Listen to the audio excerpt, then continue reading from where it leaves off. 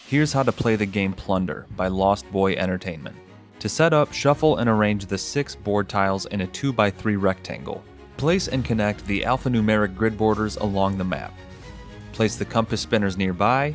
Create a stack of 10 for each type of resource card: wood, iron, rum, and gold, all face up.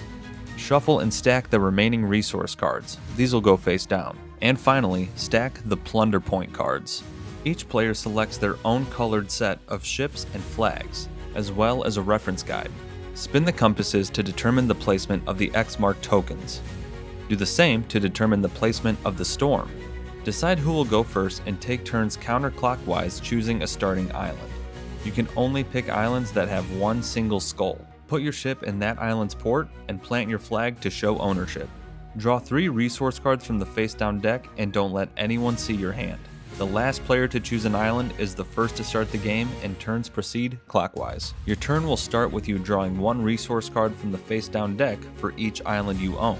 Now there's a lot of things you can do on your turn, but you'll mostly be moving your ships. To do that, you'll roll the movement die and move that many spaces on the board. Keep in mind, you cannot move through islands. Another option is to build, using resource cards from your hand. You can build new ships to maximize your place on the map, build sails to enhance your move speed, adding an extra space for each sail you have on the ship, and cannons for extra firepower during battle. You can even use 5 gold resources to buy a plunder point. Now let's talk about the islands. There are 4 different kinds. There's resource islands, which are any islands marked with skulls. These can be conquered and provide resources to their owner. Merchant islands are marked with a barrel.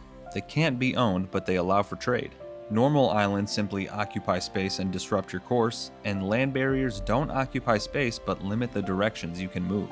To conquer a resource island, your ship must be at the island's port. To attack the island, roll the attack die and let the owner of the island roll the defense die. If the island is unoccupied, let the player to your left roll instead. For each cannon you have, add 1 point to your attack roll, and for each skull the island has, add 1 point to its defense roll. If you win, congratulations, you now own a new island, but if the island wins, remove a life from your ship.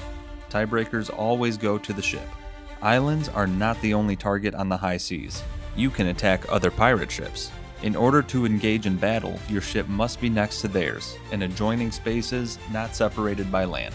To attack, roll the attack die as the defender rolls the defense die. Again, cannons add an extra point to both you and your opponent's total. The highest score wins the battle, and tiebreakers always go to the attacker. If you're not feeling aggressive enough to attack, you can always trade, bribe, or threaten your fellow pirates. You can trade if both of your ships are next to each other and not separated by land, or if a player is docked in your port.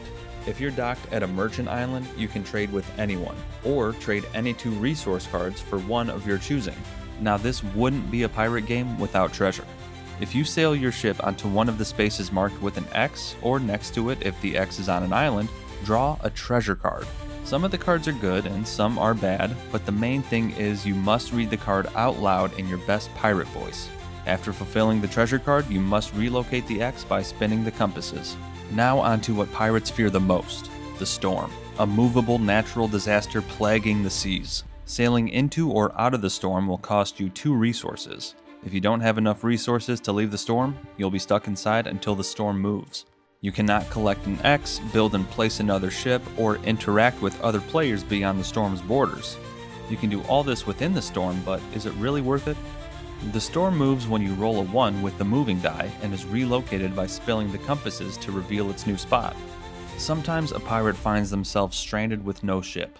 If this happens to you, don't lose your head. Start your turn as normal, drawing a card for each island you own, and if you don't have any, take any 1 resource card you want from the face-up piles. Roll 2 dice. If you get doubles, you get a new ship. You can get a ship in other ways, such as buying one with the required resources, exchanging 1 plunder point or 5 gold for a ship, or disowning an island. Now let's talk about how to win this game and become the Pirate Lord. Each ship that you have in play and each island you own are all 1 plunder point each, and each physical plunder point you have in your possession count. And that's how you play Plunder. I hope you have fun on the 7 seas.